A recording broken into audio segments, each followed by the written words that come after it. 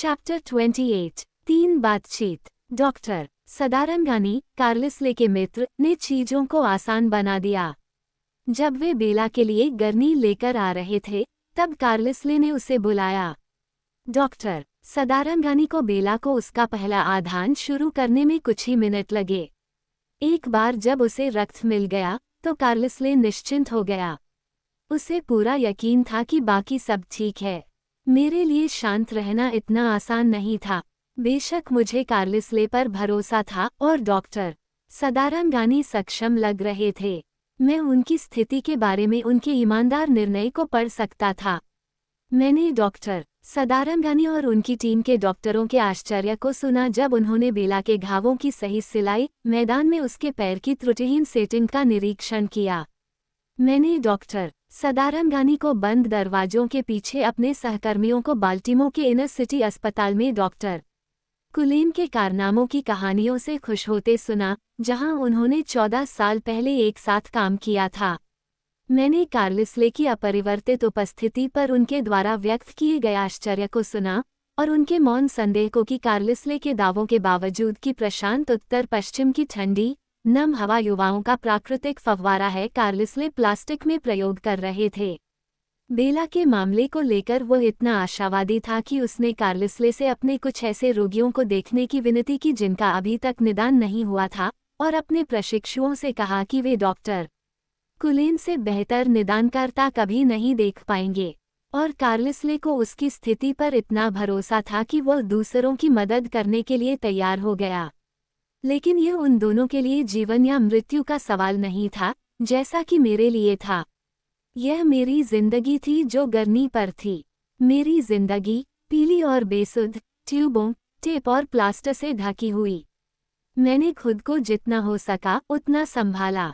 उपस्थित चिकित्सक के रूप में डॉक्टर सदारंगानी ने चार्ली को पहला कॉल किया था, जिसे सुनना दर्दनाक था। कार्लिसले ने तुरंत उनकी जगह ली और यथासंभव संक्षेप में बताया कि वो और मैं यहाँ क्या कर रहे थे। चार्ली को आश्वस्त किया कि सब कुछ ठीक चल रहा है और अधिक जानकारी के साथ जल्द ही कॉल करने का वादा किया। मैं अंदर से घबराहट सुन सकता था। चार्ली की आवाज़ सुनकर मुझे यकीन हो गया कि वह भी मुझसे ज़्यादा आश्वस्त नहीं है। बेला की हालत स्थिर होने में बहुत समय नहीं लगा और उसे रिकवरी रूम में रखा गया। एलिस अभी तक अपने काम से वापस भी नहीं लौटी थी।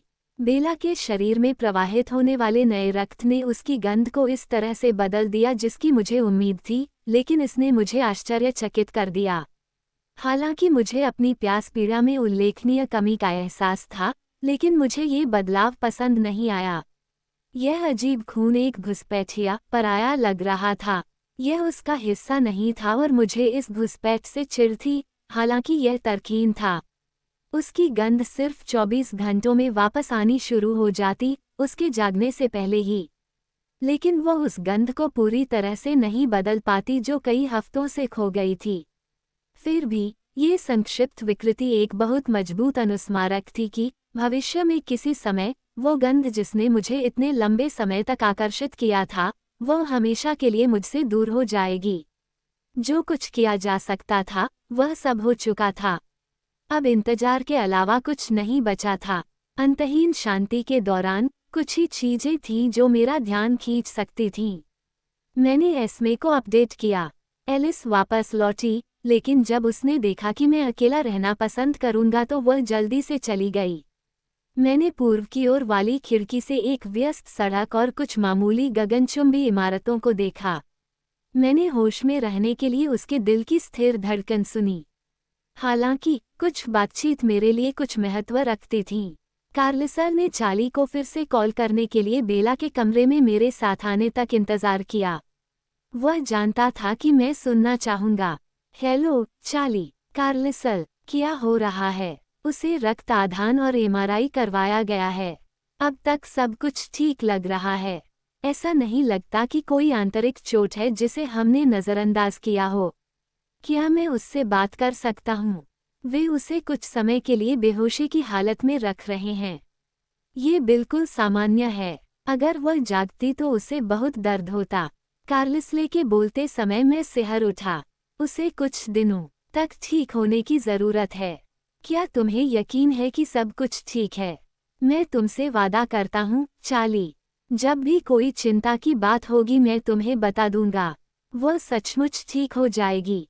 वो कुछ समय के लिए बैसाखी पर रहेगी, लेकिन उसके बाद वह सामान्य हो जाएगी। धन्यवाद, कार्लसले। मुझे बहुत खुशी है कि तुम वहाँ थे। मैं भी ऐसा ही हूँ। मुझे पता है कि यह बात तुम्हें परेशान कर रही होगी। चार्ली, इसका जिक्र भी मत करो। मैं बेला के साथ तब तक रहने में बहुत खुश हूँ जब तक वह घर आने के लिए तैयार नहीं हो जाती। मैं मानता हूँ, इससे मुझे बहुत अच्छा महसूस होता है। क्या एडवर्ड भी यहीं रहेगा? मेरा मतलब है, स्कूल और बाकी सब चीज़ों के साथ।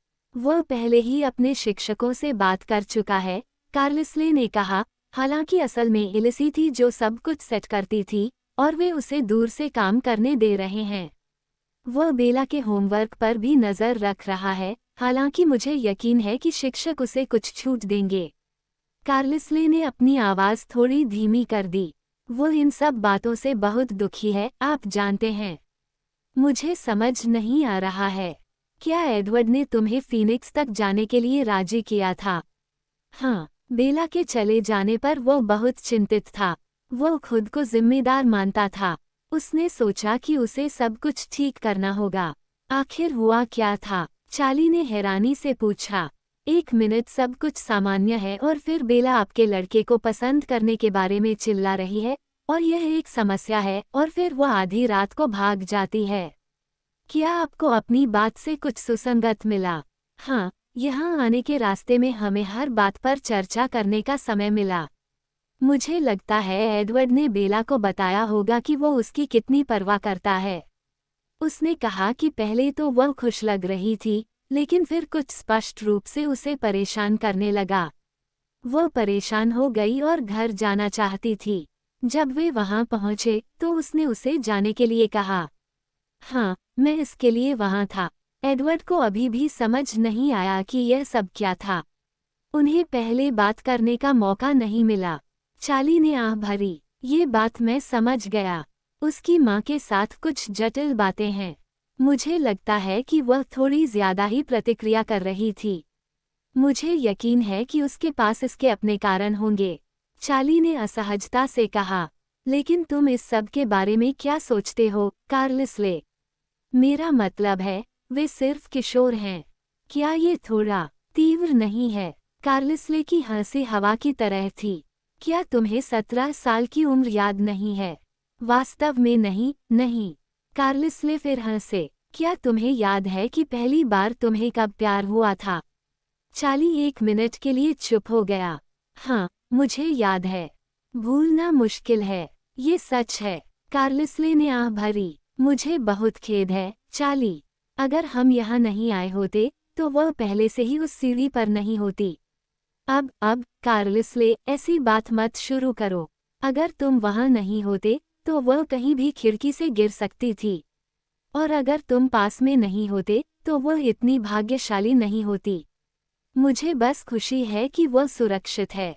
वहाँ न होना मेरे लिए बहुत दुखदाई है। मैं खुशी से एक उड़ान की व्यवस्था करूँगा। नहीं, ये समस्या नहीं है। चार्ली ने आह भरी। आप जानते हैं कि हमारे यहाँ बहुत ज़्यादा गंभीर अपराध नहीं होते, लेकिन पिछली गर्मियों में हुआ वो घिनौना हमला मामला आखिरकार सुनवाई के लिए जा रहा है, और अगर मैं गवाही देने के लिए यहाँ नहीं हूँ, तो इससे बचाव पक्ष को ही मदद मिलेगी। बेशक, चार्ली, तुम्हें चिंता करने की कोई ज़रूरत नहीं है। अपना काम करो, बुरे आदमी को दूर करो, और मैं सुनिश्चित करूंगा कि बेला बहुत जल्द अच्छी हालत में तुम्हारे पास वापस आ जाए। अगर तुम वहां नहीं होते तो मैं अपने होश में नहीं रह पाता। इसलिए फिर से धन्यवाद। मैं रेनी को बाहर भेज रहा हूँ। इससे बेला शायद वैसे भी खुश हो जाएगी। यह एक अद्भुत विचार है।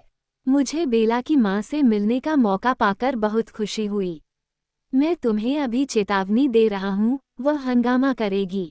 एक माँ के रूप में यह निश्चित रूप से उसका विशेषाधिकार है। एक बार फिर धन्यवाद, कार्लसले। मेरी लड़की की देखभाल करने के लिए धन्यवाद। बेशक, चार्ली। कार्लसले ने फ़ोन काटने के कुछ ही पल बाद मेरे साथ बैठा। पीड़ित लोगों से भरे अस्पताल में उसके लिए शांत बैठना हमेशा मुश्किल होता था। मुझे ये जानकर अच्छा लगना चाहिए था कि उसे बेला को छोड़ने की कोई चिंता नहीं थी, लेकिन ऐसा नहीं हुआ। अगली महत्वपूर्ण बात बेला की मां का आगमन था।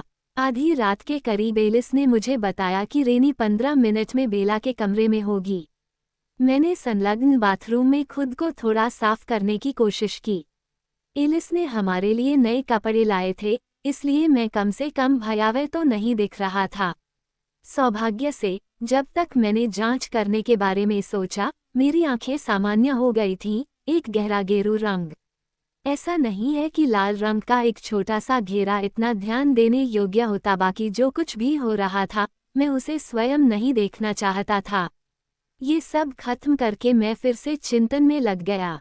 मुझे आश्चर्य हुआ कि क्या बेला की मां मुझे उसके पिता से ज्यादा जिम्मेदार ठहराएगी। अगर उनमें से किसी को भी असली कहानी पता चल जाती। मेरी बेचैनी अचानक किसी अप्रत्याशित घटना से बाधित हुई। कुछ ऐसा जो मैंने पहले कभी नहीं सुना था, जो वाकई दुर्लभ था। एक ऐसी आवाज़ जो इतनी स्पष्ट और मजबूत थी कि एक पल के लिए मुझे लगा कि कोई बिना मेरी जानकारी के कमरे में आ गया है। मेरी बेटी, प्लीज कोई, मैं कहाँ जाऊँ? मेरी बच्ची। मेरा अगला विचार ये था कि कोई नीचे अस्पताल की लॉबी में चिल्ला रहा था या चीख रहा था, क्योंकि आवाज का स्थान वही लग रहा था।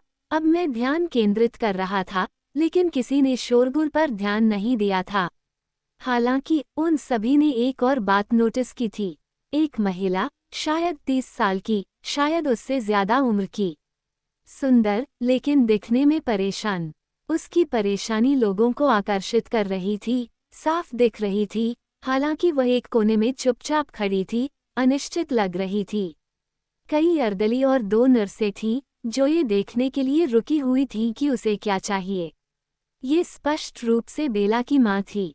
मैंने उसे चाली के दिमाग में देखा था और वह अपनी बेटी से काफी मिलती जुलती थी।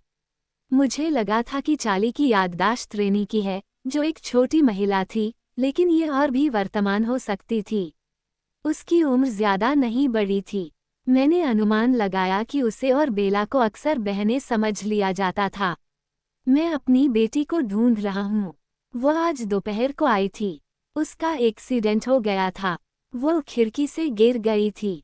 रेनी की शारीरिक आवाज़ बिल्कुल सामान्य थी, बेला की आवाज़ से मिलती जुलती, लेकिन उससे थोड़ी ऊंची। हालांकि उसकी मानसिक आवाज़ तीखी थी। ये देखना दिलचस्प था कि दूसरे दिमाग ने किस तरह प्रतिक्रिया दी। ऐसा लग रहा था कि किसी ने भी मानसिक प्रसारण की घंटी नहीं सुनी, फिर भी हर कोई उसकी मदद करने के लिए मजबूर था। किसी तरह वे उसकी ज़रूरत को समझ रहे थे और उसे अनदेखा नहीं कर पा रहे थे। मैं सुनता रहा, उसके दिमाग और उनके दिमाग के बीच की बातचीत से मंत्रमुग्ध हो गया। एक अर्दली और एक नर्स उसे हॉल के माध्यम से ले गए, उसके लिए उसका छोटा बैग खींचते हुए, मदद करने के लिए उत्सुक। मुझे बेला की मां के बारे में अपने पहले के अनुमान याद आ गए, ये जानने की मेरी जिज्ञासा कि किस तरह के दिमाग ने चाली के साथ मिलकर बेला जैसी विशिष्ट और अनोखी शख्सियत को जन्म दिया। रेनी चाली के विपरीत थी। मुझे आश्चर्य हुआ कि क्या वह चाली थी। आखिर किस बात ने उन्हें शुरू में एक साथ ला खड़ा किया था? अपने गाइड की संख्या कम होने के कारण रेनी को बेला का कमरा खोजने में ज्यादा समय नहीं लगा। उसने रास्ते में एक और एस्कॉर्ट लिया, बेला का नियुक्त आरिन, जो रेनी की तत्परता से तुरंत आकर्षित हो गया। एक पल के लिए मैंने रेनी को एक पिशाच के रूप में कल्पना की। क्या उसके विचार सभी पर जोर से चिल्लाएंगे? अपरिहार्य। मैं कल्पना नहीं कर सकता था कि वो बहुत लोकप्रिय होगी। मैं खुद को इस विचार पर मुस्कुराते हुए पाकर आश्चर्यचकित था, अच्छा और वास्तव में विचलित। रेनी जल्दी से कमरे में चली गई। उसने अपना बैग दरवाजे पर रख दिया। आरिन उसके पास ही खड़ा था। पहले तो रेनी ने मुझे खिड़की के सहारे झुकते हुए नहीं देखा, उसकी नज़र सिर्फ अपनी बेटी पर थी। बेला बिना हिले डुले लेटी थी, उसके चेहरे पर चोट के निशान उभरने लगे थे। उसका सिर धुंध से बंधा हुआ था, हालांकि कार्लिसले ने उसे उसके बाल काटने से रोक रखा था और हर जगह ट्यूब और मॉनिटर लगे हुए थे। उसके टूटे हुए पैर को पंजों से लेकर जांघ तक प्लास्टर किया गया था और उसे एक कंटूर फोम सपोर्ट पर ऊपर उठाया गया था। बेला, ओ बेबी, अपनी तरफ देखो। ओह नहीं। बेला, रेनी के खून से एक और समानता ये थी कि यह मीठा होता था। बेला के खून की तरह नहीं। रेनी का खून बहुत मीठा था, लगभग चिपचिपा। यह एक दिलचस्प खुशबू थी, भले ही पूरी तरह से आकर्षक न हो। मैंने चाली की खुशबू में कभी कुछ असामान्य नहीं देखा था, लेकिन रेनी की खुशबू के साथ मिलकर यह कुछ शक्तिशाली हो गई थी। उसे बेहोश कर दिया गया है, आर्यन ने जल्दी से कहा जब रेनी बिस्तर के पास पहुंची, हाथ फैलाए। वह थोड़ी देर के लिए बाहर रहेगी, लेकिन आप कुछ दिनों में उससे बात कर पाएंगे। क्या मैं उसे छू सकता हूँ? यह एक फुसफुसाहट और एक चीख थी। जरूर, अगर आप चाहें तो वहीं उसकी बाँह थपथपा सकते हैं, बस नरमी से। रेनी अपनी बेटी के पास खड़ी थी और उसने बेला की बाँह पर हल्के से 2 उंगलियां टिका दी। रेनी के गालों पर आंसू बहने लगे और आर्यन ने उसे अपनी ममता भरी बाहों में जकड़ लिया। मेरे लिए अपनी जगह बनाए रखना मुश्किल था। मैं भी उसे दिलासा देना चाहता था। मुझे बहुत खेद है, बेबी। मुझे बहुत, बहुत खेद है। हाँ, वहाँ, प्रिय। वह ठीक हो जाएगी, ठीक है। उस सुंदर डॉक्टर ने उसे इतनी सफाई से सिल दिया है जैसा मैंने पहले कभी नहीं देखा। तुम्हें रोने की जरूरत नहीं है, प्रिय। तुम यहाँ आकर आराम क्यों नहीं करती? यह एक लंबी उड़ान थी, मुझे यकीन है। तुम जॉर्जिया से आई हो। रेनी ने सूंघते हुए कहा, फ्लोरिडा। तुम थक गए होगे। तुम्हारी बेटी कहीं नहीं जा रही है और वो कोई चाल भी नहीं चल रही है। तुम थोड़ी नींद लेने की कोशिश क्यों नहीं करते, बेटा? रेनी ने खुद को कमरे के कोने में रखे नीले विनाइल रिक्लाइनर की ओर ले जाने दिया।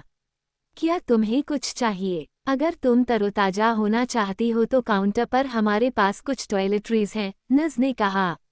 वह दादी जैसी थी, उसके लंबे भूरे बाल उसके सिर के ऊपर एक बन में बंधे थे। उसके नाम के टैग पर ग्लोरिया लिखा था। मैं उससे पहले भी मिल चुका था और उसे ज्यादा नहीं देखा था, लेकिन अब मैं उसके प्रति अपने प्यार को महसूस कर रहा था। क्या यह उसकी दयालुता के लिए था, या मैं रेनी की प्रशंसा पर प्रतिक्रिया कर रहा था? ये कितनी अजीब बात थी, किसी ऐसे व्यक्ति के पास होना जो स्पष्ट रूप से पूरी तरह से अनजाने में अपने विचारों को इस तरह से प्रक्षेपित कर रहा था। मुझे लगा कि यह जैस्पर जैसा था, हालांकि तुलना में कठोर और अपरिष्कृत। और यह भावनात्मक प्रक्षेपण नहीं था, ये निश्चित रूप से उसके विचार थे। केवल मुझे पता था कि मैं उन्हें सुन रहा था। इससे बेला की अपनी माँ के साथ की जिंदगी को नया आयाम मिला। कोई आश्चर्य नहीं कि वह इतनी सुरक्षात्मक, इतनी पालन पोषण करने वाली थी।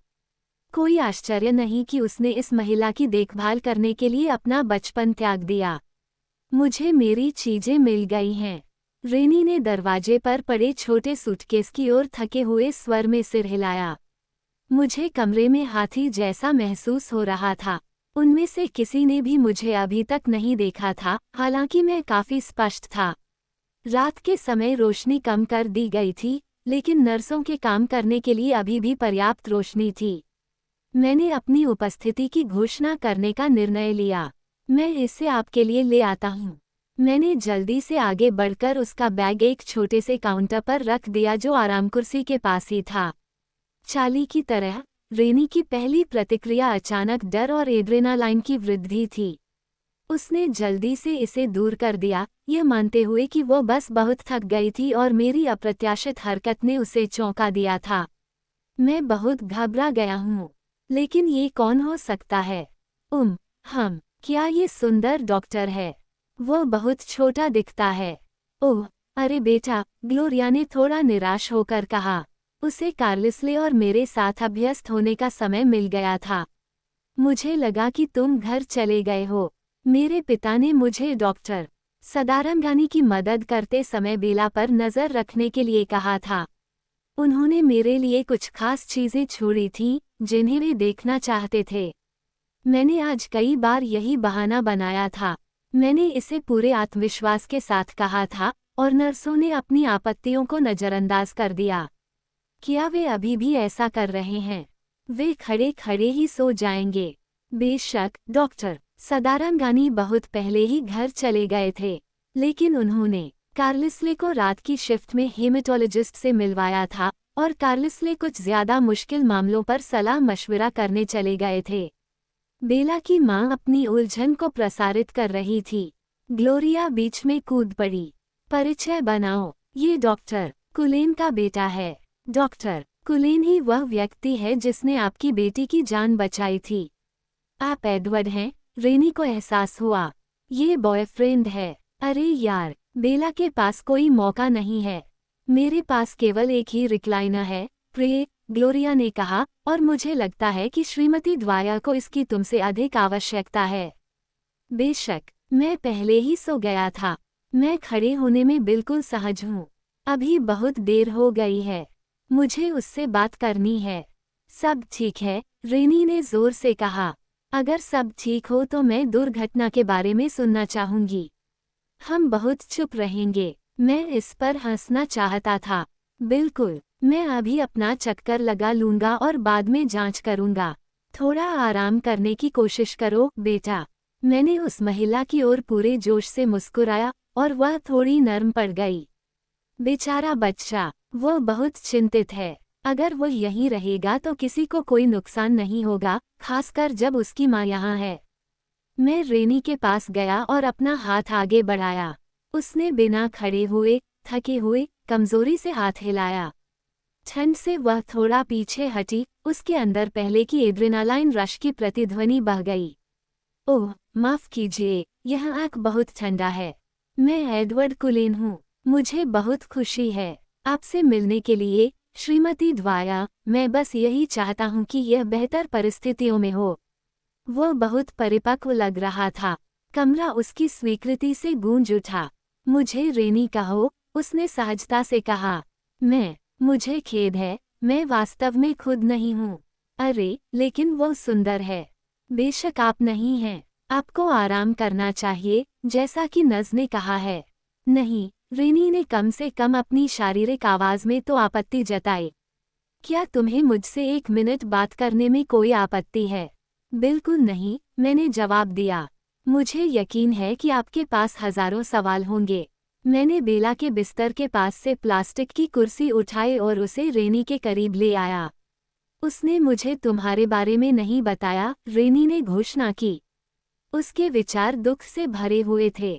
मुझे माफ करें, हम बहुत लंबे समय से डेटिंग नहीं कर रहे हैं।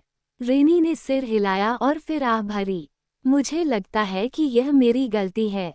फिल के शेड्यूल के कारण चीजें तनावपूर्ण हो गई हैं और मैं अच्छी श्रोता नहीं रही हूँ। मुझे यकीन है कि उसने तुम्हें जल्द ही बता दिया होगा। और फिर, उसके आत्मसंदेह के सामने, मैंने झूठ बोला। मैंने भी अपने माता पिता को कुछ समय तक नहीं बताया। मुझे लगता है कि हम दोनों में से कोई भी जल्दी बताकर चीजों को बिगाड़ना नहीं चाहता था। ये थोड़ा मूर्खतापूर्ण है। रेनी मुस्कुराई। ये तो बहुत प्यारा है। यह मूर्खतापूर्ण नहीं है। मैं जवाब में मुस्कुराया। कितनी दिल तोड़ने वाली मुस्कान है। ओह, मुझे उम्मीद है कि वो उसके साथ नहीं खेल रहा होगा। मैंने पाया कि मैं उसे आश्वस्त करने के लिए लड़खड़ा रहा था। जो कुछ हुआ उसके लिए मैं बहुत दुखी हूँ। मैं खुद को बहुत जिम्मेदार महसूस करता हूँ और इसे सही करने के लिए मैं कुछ भी करूँगा। अगर मैं उसके साथ अपनी जगह बदल सकता तो मैं ऐसा करता। यहाँ सच के अलावा कुछ नहीं है। उसने मेरी बांह थपथपाने के लिए हाथ बढ़ाया। मुझे खुशी हुई कि आस्तीन इतनी मोटी थी कि मेरी त्वचा का तापमान छिपा सके। ये तुम्हारी गलती नहीं है, एडवर्ड।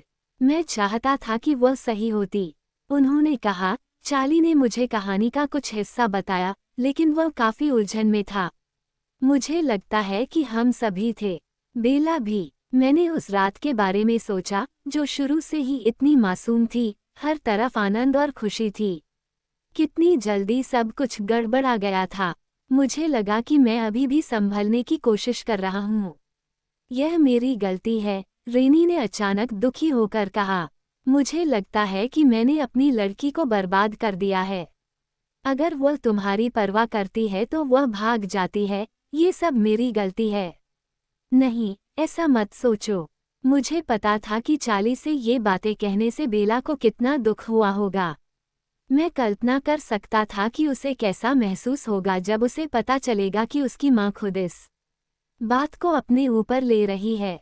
बेला बहुत दृढ़ इच्छाशक्ति वाली व्यक्ति है। वो वही करती है जो वह चाहती है।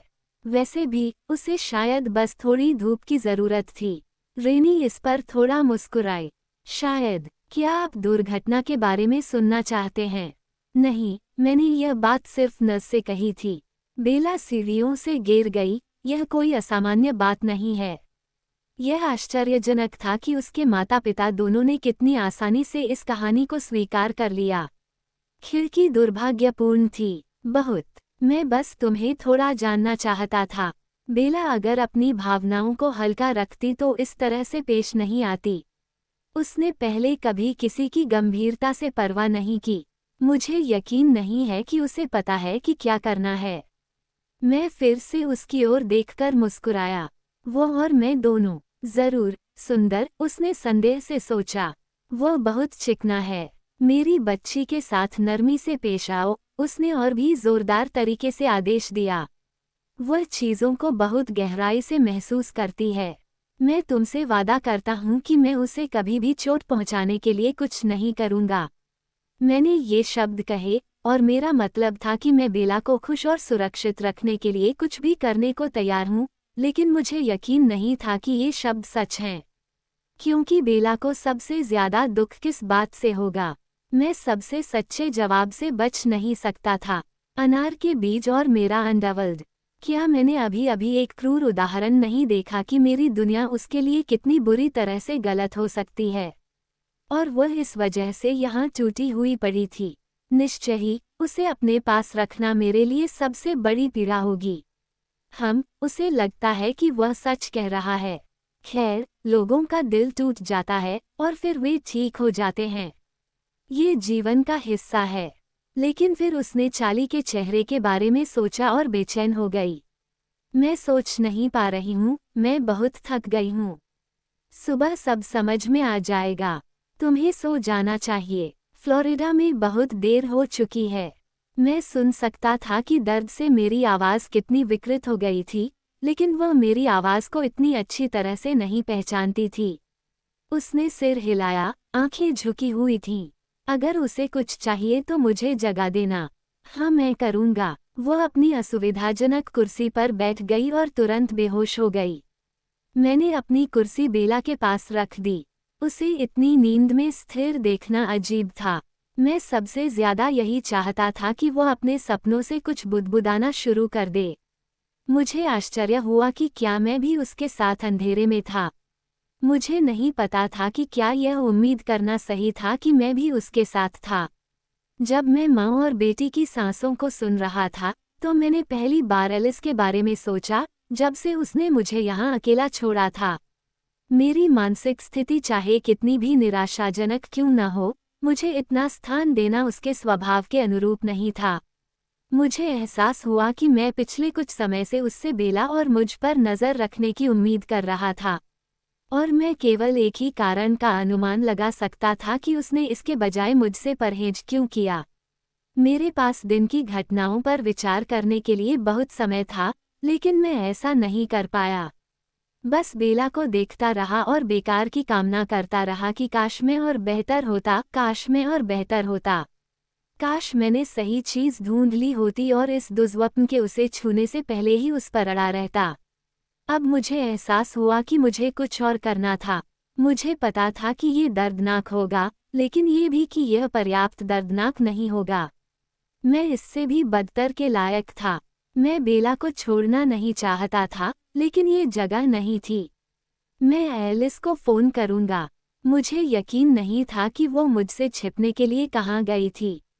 मैं हॉल में बाहर आया। 2 नर्सों की दिलचस्पी देखते ही बनती थी, जो सोच रही थीं कि क्या मैं कभी कमरे से बाहर निकल पाऊंगा। और इससे पहले कि मैं अपना फ़ोन उठा पाता, मैंने एलिस के विचारों को सीढ़ियों से ऊपर आते हुए सुना। मैं सीढ़ियों के दरवाजे के अंदर ही उससे मिलने के लिए बाहर चला गया।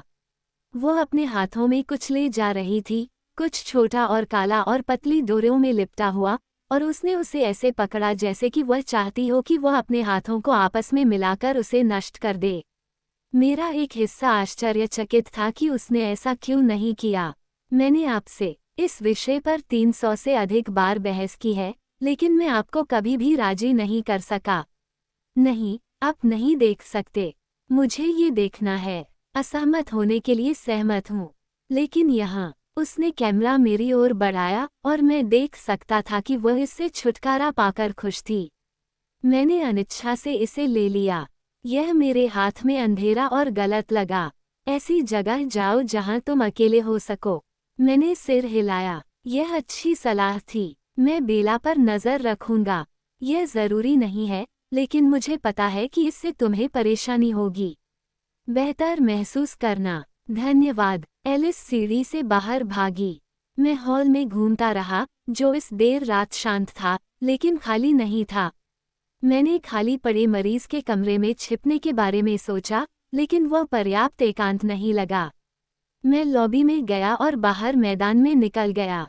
यह ज्यादा अकेलापन महसूस हुआ, लेकिन मैं अभी भी कुछ सुरक्षा अधिकारियों को चक्कर लगाते हुए देख सकता था।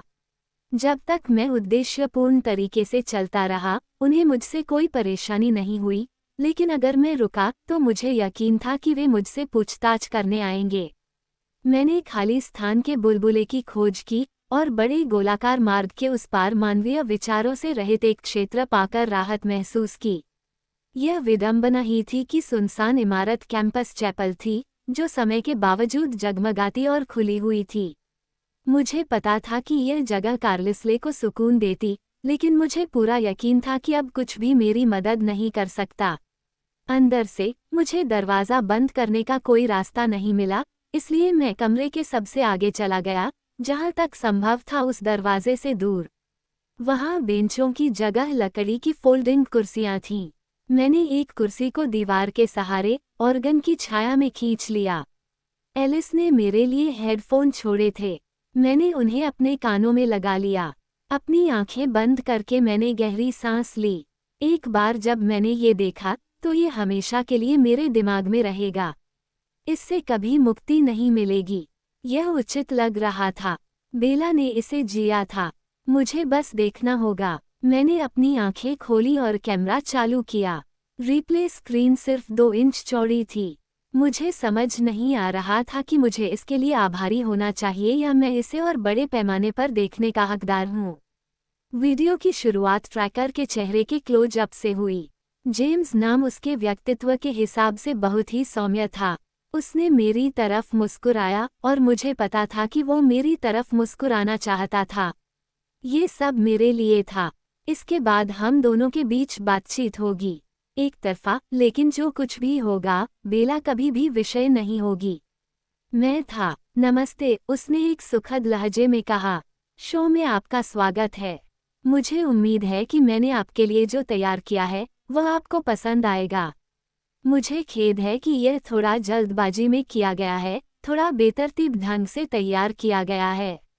किसने सोचा होगा कि मुझे जीतने में बस कुछ ही दिन लगेंगे। पर्दा उठने से पहले, मैं आपको याद दिलाना चाहता हूं कि यह वास्तव में आपकी अपनी गलती है। अगर आप मेरे रास्ते से हट जाते, तो ये जल्दी खत्म हो जाता। हालांकि, यह ज्यादा मजेदार है न? फिर से, आनंद लें। वीडियो काला हो गया, और फिर एक नया दृश्य शुरू हुआ। मैंने कैमरे के कोण को पहचान लिया। ये टीवी के ऊपर, दर्पणों की लंबी दीवार के पार स्थित था। ट्रैकर बस दूर झुका हुआ था। शॉट के दूर दाएं किनारे पर जाने पर उसकी गति कैमरे के लिए लगभग अदृश्य थी, केवल एक असंबद्ध झिलमिलाहट रिकॉर्ड की गई थी। वह आपातकालीन निकास के पास खुद को स्थिर कर लिया, एक हाथ आगे बढ़ाकर जगह पर जम गया। उस हाथ में एक काला आयत, एक रिमोट कंट्रोल। उसका सिर थोड़ा सा बगल की ओर झुका हुआ था, सुन रहा था। उसने रिकॉर्डिंग के लिए बहुत कम आवाज सुनी और सीधे कैमरे की ओर मुस्कुराया।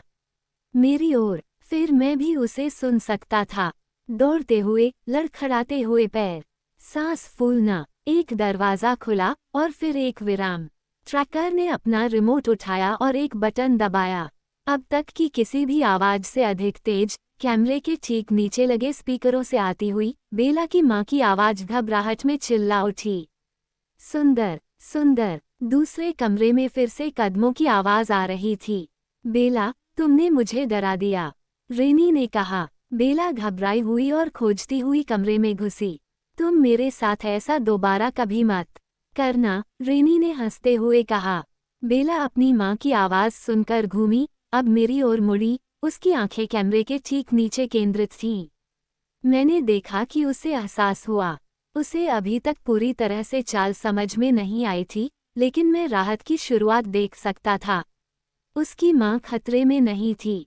स्पीकर से आवाज़ें शांत हो गईं। बेला अनिच्छा से आगे बढ़ी। वह देखना नहीं चाहती थी, लेकिन वह जानती थी कि वह वहाँ है। जब उसकी आंखों ने उसे देखा, तो वह अकड़ गई, बिना किसी हलचल के इंतजार कर रही थी।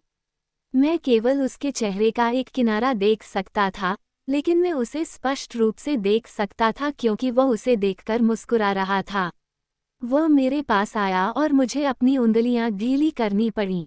रिकॉर्डर को कुचलने के लिए यह बहुत जल्दी थी। वह उसके पास से गुजरा, रिमोट को नीचे रखने के लिए टीवी की ओर बढ़ा। ऐसा करते समय उसने कैमरे में देखा और मेरी ओर आंख मारी। फिर वह उसकी ओर मुड़ा।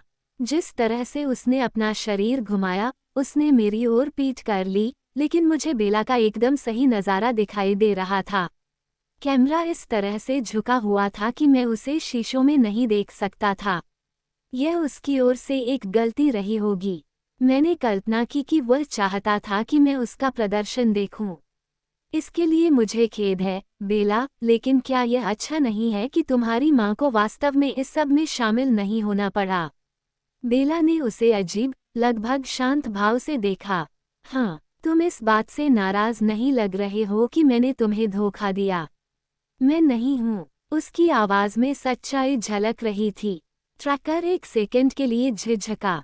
कितना अजीब है, तुम सच में यही कहना चाहती हो? उसका सिर एक तरफ झुका हुआ था, लेकिन मैं उसके हाव भाव से सिर्फ अंदाज़ा लगा सकता था। मैं तुम्हारी अजीबोगरीब संगति को इतना तो दूंगा ही, तुम इंसान काफ़ी दिलचस्प हो सकते हो। मुझे लगता है कि मैं तुम्हें देखने की चाहत को समझ सकता हूँ। यह आश्चर्यजनक है कि तुम में से कुछ लोगों को अपने स्वार्थ का बिल्कुल भी एहसास नहीं है। वह उसकी ओर झुका, मानो वह उत्तर की प्रतीक्षा कर रहा हो, लेकिन वह चुप रही। उसकी आंखें धुंधली थीं, जिससे कुछ भी पता नहीं चल रहा था। मुझे लगता है तुम मुझे ये बताने जा रही हो कि तुम्हारा बॉयफ्रेंड तुम्हारा बदला लेगा? उसने पूछा, उसकी आवाज़ में ताना था। ताना उसके लिए नहीं था। नहीं, मुझे ऐसा नहीं लगता, बेला ने शांति से उत्तर दिया। कम से कम, मैंने उससे ऐसा न करने के लिए कहा था। और उसका जवाब क्या था? मुझे नहीं मालूम। मैंने उसके लिए एक पत्र छोड़ा है। कृपया उसके पीछे मत आना, उसने उस पत्र में लिखा था। मैं तुमसे प्यार करती हूँ। मुझे माफ़ कर दो। उसका व्यवहार लगभग सामान्य था। ये बात ट्रैकर को परेशान करने लगी, क्योंकि अब उसकी आवाज़ और भी तीखी हो गई थी, और उसका लहजा कुछ अशुभ सा हो गया था। कितना रोमांटिक, व्यंग्य स्पष्ट था। आखिरी पत्र, और क्या आपको लगता है कि वो इसका सम्मान करेगा? उसकी आंखों से अभी भी पढ़ना असंभव था, लेकिन उसका चेहरा शांत था जब उसने कहा, मुझे आशा है कि ऐसा होगा। कृपया, अब मैं आपसे केवल यही पूछ सकती हूँ, उसने लिखा था। मेरे लिए, खैर, हमारी उम्मीदें अलग हैं, तो। उसकी आवाज़ खट्टी हो गई। बेला का संयम उसकी योजना के अनुसार दृश्य को बाधित कर रहा था। देखिए, ये सब थोड़ा बहुत आसान था, बहुत जल्दी। सच कहूँ तो, मैं निराश हूँ। मुझे इससे कहीं ज़्यादा बड़ी चुनौती की उम्मीद थी। और आखिरकार, मुझे बस थोड़ी किस्मत की ज़रूरत थी। बेला के चेहरे पर अब धैर्य था, एक माता पिता की तरह जो जानता है कि उसके बच्चे की कहानी लंबी और अस्पष्ट होने वाली है, लेकिन फिर भी वह उसे खुश करने के लिए दृढ़ संकल्प है। जवाब में ट्रैकर की आवाज़ और भी कठोर हो गई। जब विक्टोरिया तुम्हारे पिता से नहीं मिल पाई, तो मैंने उससे तुम्हारे बारे में और जानकारी हासिल करने को कहा। जब मैं अपनी पसंद की जगह पर आराम से तुम्हारा इंतज़ार कर सकता हूँ, तो तुम्हें ढूंढने के लिए पूरी दुनिया में दौड़ने का कोई मतलब नहीं था। ट्रैकर लगातार बोलता रहा, अपने शब्दों को धीमा और आत्मसंतुष्ट रखने की कोशिश करता रहा, लेकिन मैं उसकी हताशा की भावना को महसूस कर सकता था। वह तेजी से बोलने लगा। बेला ने कोई प्रतिक्रिया नहीं की। वह धैर्य और विनम्रता से प्रतीक्षा करती रही। ये स्पष्ट था कि इससे वह घबरा गया था। मैंने इस बारे में बहुत कम सोचा था कि ट्रैकर ने बेला को कैसे ढूंढा। उस समय कार्रवाई के अलावा किसी और चीज के लिए समय नहीं था, लेकिन ये सब समझ में आया। इसमें से किसी ने भी मुझे आश्चर्यचकित नहीं किया। जब मुझे एहसास हुआ कि फीनिक्स के लिए हमारी उड़ान ही उसके अंतिम कदम का कारण बनी, तो मैं थोड़ा चौंक गया। लेकिन यह मेरी अंतरात्मा की 1000 गलतियों में से सिर्फ एक थी। वह अपना एकालाप समाप्त कर रहा था। मुझे आश्चर्य हुआ कि क्या वह सोचता है कि मैं प्रभावित हो जाऊंगा, और मैंने उसके बाद होने वाली घटनाओं के लिए खुद को तैयार करने की कोशिश की। बहुत आसान है, आप जानते हैं, उन्होंने निष्कर्ष निकाला। वास्तव में मेरे मानकों के अनुरूप नहीं है। तो आप देखिए, मुझे उम्मीद है कि आप अपने प्रेमी के बारे में गलत हैं। एडवर्ड, नहीं है। यह एक मूर्खतापूर्ण बात थी, ये दिखावा करना कि वह मेरा नाम भूल गया है। वह इसे उतना ही भूल सकता था जितना मैं उसका नाम कभी नहीं भूल सकता था। बेला ने उसे कोई जवाब नहीं दिया। वह अब थोड़ी उलझन में दिख रही थी, जैसे कि उसे बात समझ में नहीं आई हो। उसे एहसास ही नहीं हुआ कि यह शो उसके लिए नहीं था। क्या तुम्हें बहुत बुरा लगेगा अगर मैं तुम्हारे लिए अपना एक छोटा सा पत्र छोड़ जाऊं? एडवर्ड, ट्रैकर पीछे की ओर चला गया जब तक कि वो फ्रेम से बाहर नहीं हो गया। तस्वीर अचानक केवल बेला के चेहरे पर जूम हो गई। उसके हाव भाव मुझे बिल्कुल साफ दिख रहे थे। उसे एहसास होने लगा था। उसे पता था कि वो उसे मार डालेगा। उसने कभी नहीं सोचा था कि वो पहले उसे प्रताड़ित करेगा। जब से उसने पाया था कि उसकी मां सुरक्षित है, पहली बार उसकी आंखों में घबराहट थी। मेरा डर और खौफ उसके साथ बढ़ता गया। मैं इससे कैसे बचूंगा? मुझे नहीं पता था, लेकिन वह बच गई थी, इसलिए मुझे भी बचना होगा। जब ट्रैकर को यकीन हो गया कि मुझे उसके उभरते डर को समझने का समय मिल गया है, तो उसने फ्रेम को फिर से चौड़ा किया, कोण को थोड़ा सा मोड़ दिया ताकि मैं अब बेला के कंधे के ऊपर दर्पण में उसका प्रतिबिंब देख सकूं। मुझे खेद है, लेकिन मुझे नहीं लगता कि ये देखने के बाद वो मुझे शिकार करने से खुद को रोक पाएगा। वो अपने प्रोडक्शन से फिर से संतुष्ट था। बेला का आतंक वह ड्रामा था जिसका वह इंतजार कर रहा था, उम्मीद कर रहा था। और मैं नहीं चाहता कि वह कुछ भी मिस करे। ये सब उसके लिए था। बेशक आप बस एक इंसान हैं जो दुर्भाग्य से गलत जगह पर, गलत समय पर थे, और निर्विवाद रूप से। मैं ये भी कहना चाहूंगा कि आप गलत लोगों के साथ चल रहे हैं। वो फिर से फ्रेम में आ गया, उसके करीब आ गया। उसकी मुस्कान शीशों में उलझी हुई थी। शुरू होने से पहले बेला के होठ सफेद थे। मैं बस इसे थोड़ा सा रगड़ना चाहता हूँ। आईने में उसकी आंखें मेरी आंखों से मिलीं। जवाब तो हमेशा से ही था, और मुझे बहुत डर था कि एडवर्ड इसे देख लेगा और मेरा मज़ा खराब कर देगा। यह एक बार हुआ था, ओह बहुत पहले, एक और एकमात्र बार जब मेरा शिकार मुझसे बच निकला था। एलिस ने मुझे ट्रैकर की रुचि खत्म करने का तरीका बताया था। उसे यह एहसास नहीं था कि मैंने इस विचार को अस्वीकार कर दिया था। वो कभी नहीं समझ पाता कि ऐसा क्यों किया गया। उसने एक और एकालाप शुरू किया, और हालांकि मैंने पहचान लिया कि उसकी खुश होने की जरूरत ही वो कारण थी कि बेला इतनी देर तक जीवित रही कि हम वहां पहुंच सके, मैं तब तक निराशा में अपने दांत पीस रहा था जब तक उसने ये शब्द नहीं कहे, छोटे दोस्त, और मुझे एहसास हुआ कि यह कुछ और था। यही वह बात थी जो बेला ने हमें बताने की कोशिश की थी। एलिस, वीडियो, वह तुम्हें जानता था। एलिस, वह जानता था कि तुम कहाँ से आई हो। उद्धरण चिन्ह ... उसे दर्द का एहसास भी नहीं हुआ। बेचारी छोटी सी प्राणी, ट्रैकर समझा रहा था। वह इतने लंबे समय से एक ब्लैक होल में फंसी हुई थी। 100 साल पहले उसे उसके सपनों के लिए सूली पर जला दिया जाता। 19वीं सदी के 20वें दशक में वह शरणाले और शॉक ट्रीटमेंट का दौर था। जब उसने अपनी आंखें खोली, तो वह अपनी नई जवानी से मजबूत थी। ऐसा लगा जैसे उसने पहले कभी सूरज नहीं देखा था। पुराने पिशाच ने उसे एक मजबूत नया पिशाच बना दिया, और तब मेरे पास उसे छूने का कोई कारण नहीं था। मैंने बदला लेने के लिए पुराने को नष्ट कर दिया। एलिस, बेला ने सांस ली। इस रहस्योद्घाटन ने उसके चेहरे पर कोई रंग नहीं लाया। उसके होंठ अब पहले से कहीं ज्यादा हल्के हरे हो गए थे। क्या वह बेहोश हो जाएगी?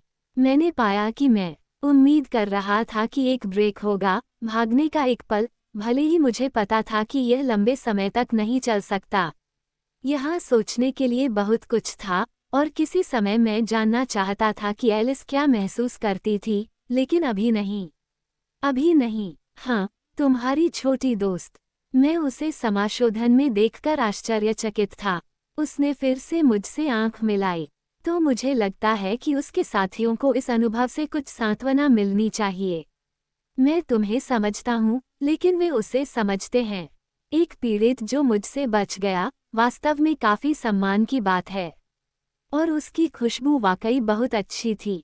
मुझे आज भी अफसोस है कि मैं कभी उसका स्वाद नहीं चख पाया। उसकी खुशबू तुमसे भी अच्छी थी। माफ करना, मेरा मतलब नाराज होना नहीं है। तुम्हारी खुशबू बहुत अच्छी है, फूलों जैसी, किसी तरह। वो करीब करीब आता गया और उसके ऊपर मंडराता हुआ आ गया, फिर एक हाथ से आगे बढ़ा और मैंने फिर से कैमरा लगभग कुचल दिया। उसने उसे अभी तक चोट नहीं पहुंचाई, वो बस उसके बालों की एक लत से खेल रहा था, जिससे उसका डर बाहर निकल रहा था। उसका फायदा उठा रहा था। मैं कुर्सी से फिसलकर जमीन पर आ गया और कैमरा अपने बगल में जमीन पर रख दिया। मैंने अपनी मुट्ठियां कसकर भींच लीं। अच्छा हुआ कि मैंने ऐसा किया। इसके बाद ट्रैकर ने धीरे से अपना गाल सहलाया और मुझे लगा कि कहीं मैं अपने हाथ न तोड़ दूं। नहीं, मैं समझ नहीं पाया, ट्रैकर ने निष्कर्ष निकाला। ठीक है, मुझे लगता है कि हमें इसे आगे बढ़ाना चाहिए।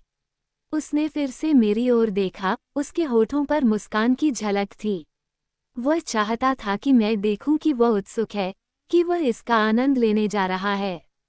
और फिर मैं आपके दोस्तों को फ़ोन कर सकता हूं और उन्हें बता सकता हूं कि वे आपको कहां पा सकते हैं, और मेरा छोटा सा संदेश। बेला कांपने लगी। उसका चेहरा इतना पीला पड़ गया था कि मुझे आश्चर्य हुआ कि वह अभी भी अपने पैरों पर खड़ी थी। ट्रैकर ने उसके चारों ओर चक्कर लगाना शुरू कर दिया, आईने में मुझे देखकर मुस्कुराया। वह झुक गया, उसकी आंखें उसके चेहरे पर चली गईं, और वह मुस्कान दांतों के प्रदर्शन में बदल गई। भयभीत होकर वह पीछे के दरवाजे की ओर भागी। मुझे लगा कि वह यही चाहता था, कि वह उसे कार्रवाई के लिए उकसाने की कोशिश कर रहा था। उसके खुले हुए दांत एक प्रसन्न मुस्कान में बदल गए, जब वह उसके सामने कूदा और एक तिरस्कारपूर्ण बैकहैंड के साथ उसे शीशों की दीवार की ओर फेंक दिया। वो एक क्षण के लिए हवा में उड़ी, अंतहीन विराम, और फिर धातु की खनक, हड्डी के टूटने और कांच के टूटने के साथ वो पीतल के बैले बैरे और उसके पीछे लगे दर्पण से टकराए। बैरे अपने ब्रैकेट से मुक्त हो गया और नीचे के बोर्डों से टकरा गया। उसका शरीर भी उसके पीछे था, पूरी तरह से लंगड़ाते हुए वह फर्श पर फिसल गई। कांच के टुकड़े उसके चारों ओर चमक की तरह प्रकाश को पकड़ रहे थे। मुझे फिर से उम्मीद थी कि वो बेहोश हो गई होगी, लेकिन फिर मैंने उसकी आंखें देखीं, स्तब्ध, असहाय, भयभीत। मेरी पकड़ के दबाव से मेरे हाथ दर्द करने लगे, लेकिन मैं उन्हें ढीला नहीं कर सका। ट्रैकर धीरे धीरे उसकी ओर बढ़ा, उसकी आंखें कैमरे के लेंस पर लगे दर्पण में केंद्रित थीं और वह मुझे घूर रहा था। ये बहुत बढ़िया प्रभाव है, उन्होंने मेरी ओर इशारा करते हुए कहा, उम्मीद करते हुए कि मैं उनकी किसी भी योजना को हल्के में नहीं ले रहा हूँ। मुझे लगा कि यह कमरा मेरी छोटी सी फिल्म के लिए दृश्यात्मक रूप से नाटकीय होगा, इसलिए मैंने आपसे मिलने के लिए ये जगह चुनी। यह एकदम सही है न? मुझे नहीं पता था कि बेला को उसके ध्यान के बदलाव के बारे में पता था या नहीं, या वो केवल सहज ज्ञान के आधार पर ऐसा कर रही थी, लेकिन उसने दर्द से अपने हाथों को फर्श पर रख दिया और प्रवेश द्वार की ओर रेंगने लगी।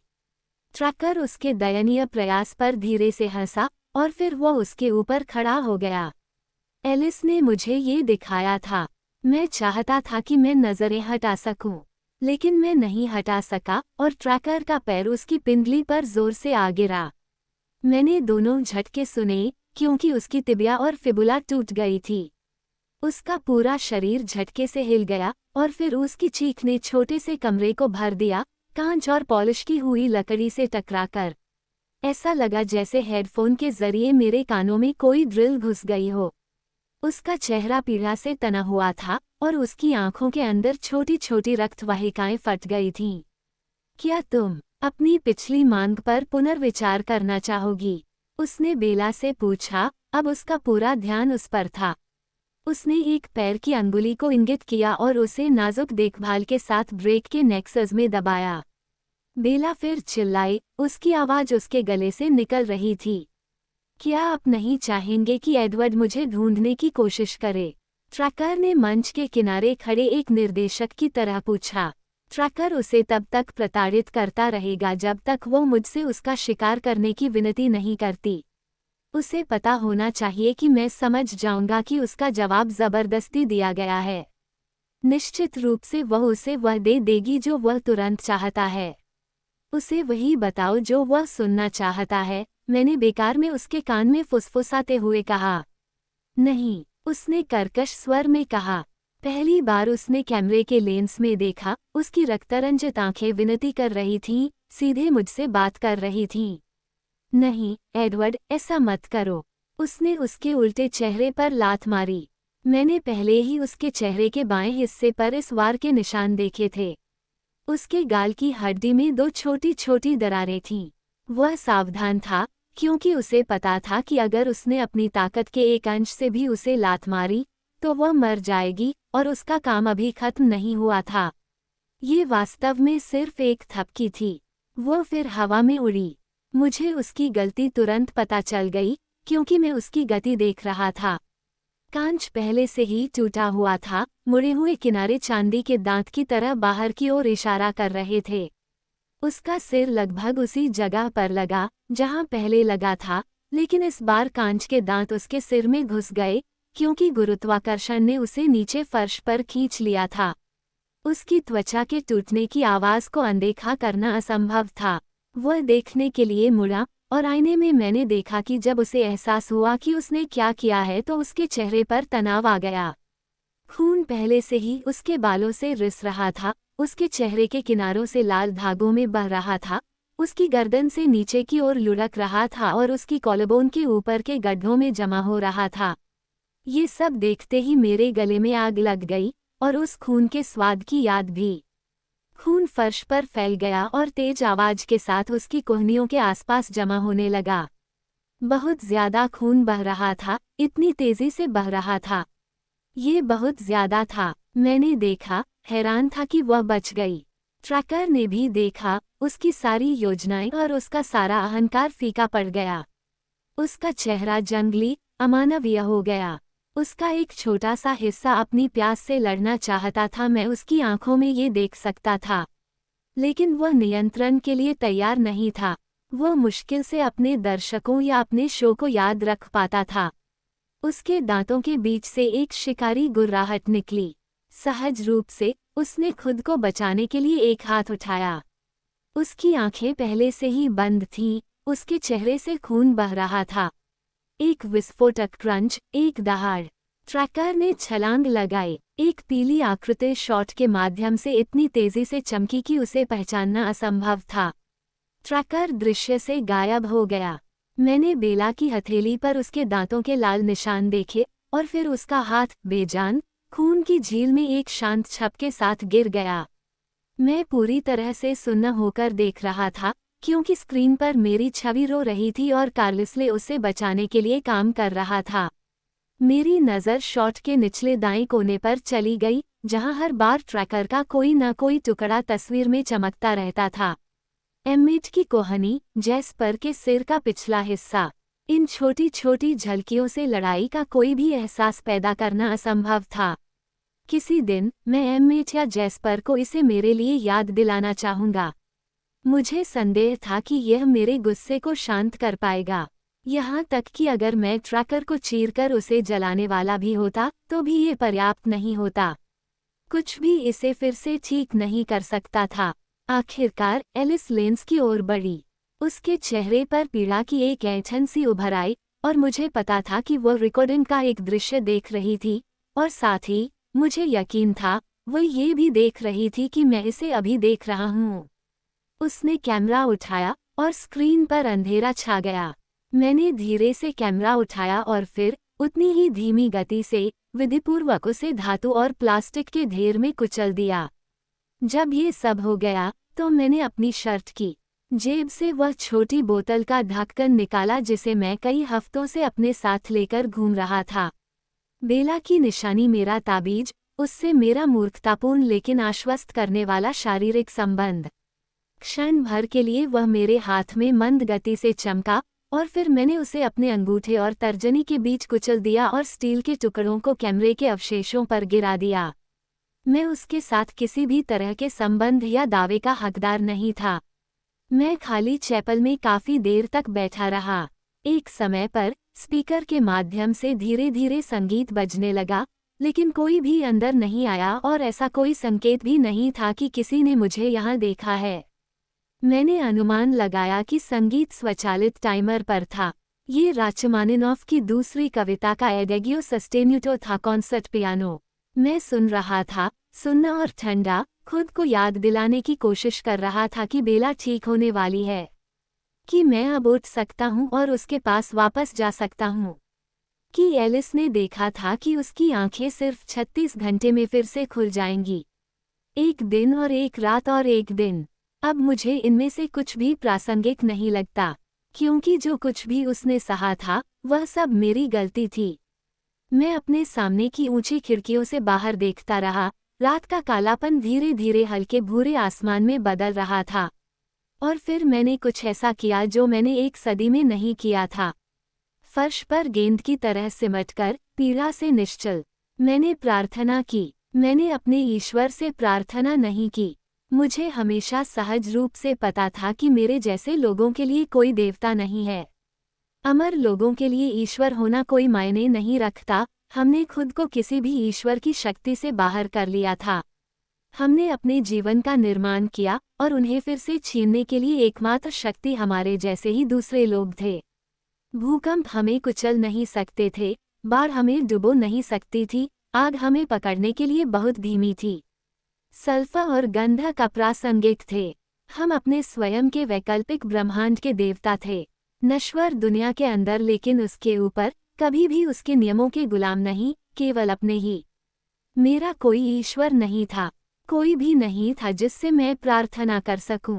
कार्लिस्ले के विचार अलग थे और शायद, बस शायद, उसके जैसे किसी व्यक्ति के लिए अपवाद बनाया जा सकता था, लेकिन मैं उसके जैसा नहीं था। मैं बाकी सभी लोगों की तरह दागदार था। इसके बजाय मैंने उसके भगवान से प्रार्थना की, क्योंकि अगर उसके ब्रह्मांड में कोई उच्चतर, दयालु शक्ति थी, तो निश्चित रूप से उसे इस सबसे बहादुर और दयालु बेटी के बारे में चिंतित होना चाहिए। यदि नहीं, तो वास्तव में ऐसी किसी भी इकाई का कोई उद्देश्य नहीं था। मुझे विश्वास करना था कि वो उस दूर के भगवान के लिए मायने रखती है, अगर कोई मौजूद है। इसलिए मैंने उसके भगवान से प्रार्थना की कि मुझे वह शक्ति मिले जिसकी मुझे आवश्यकता होगी। मैं जानता था कि मैं अपने आप में इतना मजबूत नहीं था कि शक्ति बाहर से आनी चाहिए। पूरी स्पष्टता के साथ मुझे बेला के परित्यक्त होने के एलिस के दर्शन याद आ गए। उसका उदास, छायादार, खाली, खोखला चेहरा, उसका दर्द और उसके बुरे सपने। मैं कभी नहीं सोच पाया था कि मेरा संकल्प टूटेगा नहीं, उसके दुख को जानकर हार नहीं मानूंगा। मैं अब इसकी कल्पना नहीं कर सकता था, लेकिन मुझे ये करना ही होगा। मुझे शक्ति सीखनी होगी। मैंने अपनी शापित, खोई हुई आत्मा की सारी पीड़ा के साथ उसके भगवान से प्रार्थना की कि वह या इससे मुझे बेला को खुद से बचाने में मदद मिलेगी।